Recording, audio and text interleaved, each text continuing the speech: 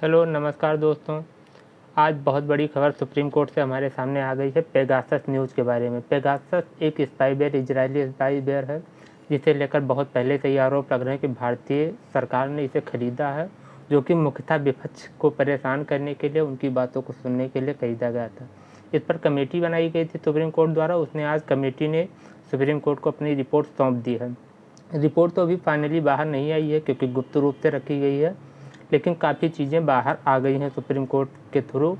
उस सूत्रों के हिसाब से बाहर आ चुकी हैं कि क्या क्या चीज़ें हकीकत में हुई थी। इसमें क्या क्या रिपोर्ट आई, मेन कई रिपोर्ट्स आई हैं।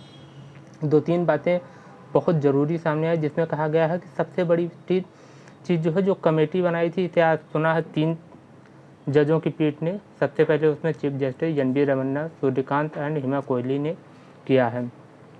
इन तीनों ने मिलकर अपनी कमेटी की सुनवाई ली और कमेटी की रिपोर्ट जो है उसे ले लिया है, लेकिन अभी उसे अंडर कवर रखा गया है।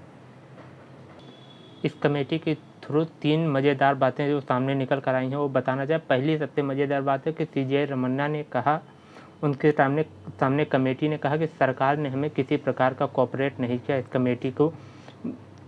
कमेटी की देखने में कोई भी कोऑपरेशन नहीं की कि जिससे हमें सच उजागर हो सके, पहली चीज़। और दूसरी चीज़ में जो थी, उसने टेक्निकल कमेटी की जो टेक्निकल टीम थी उसने 29 फ़ोन्स के को चेक किया। उसमें से 5 फ़ोन्स ऐसे निकले जिसमें कोई ना कोई मालवेयर था, लेकिन ये चीज़ अभी फाइनल नहीं हो पाई है कि ये पेगासस है या कोई और है। लेकिन 5 मोबाइल फ़ोन में मालवेयर पाए गए हैं।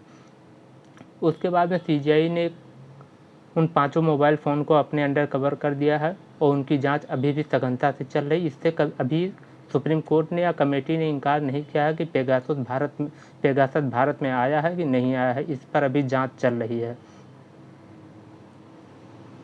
अब हम थोड़ा सा पेगासस के इतिहास के बारे में भी जान रहे हैं कि पेगासस हो तो रहा, लेकिन आखिरकार है क्या।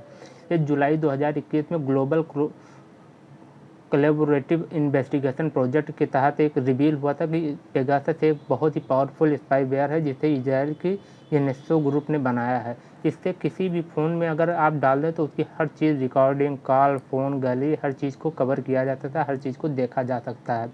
ये इजराइल के एनएसओ ग्रुप ने बनाया था, जो कि एक साइबर सिक्योरिटी कंपनी है।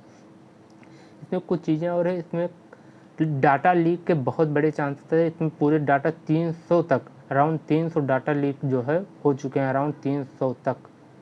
इसमें leaders, opposition leader, constitutional authorities वगैरह के बारे में भी जानकारी ली।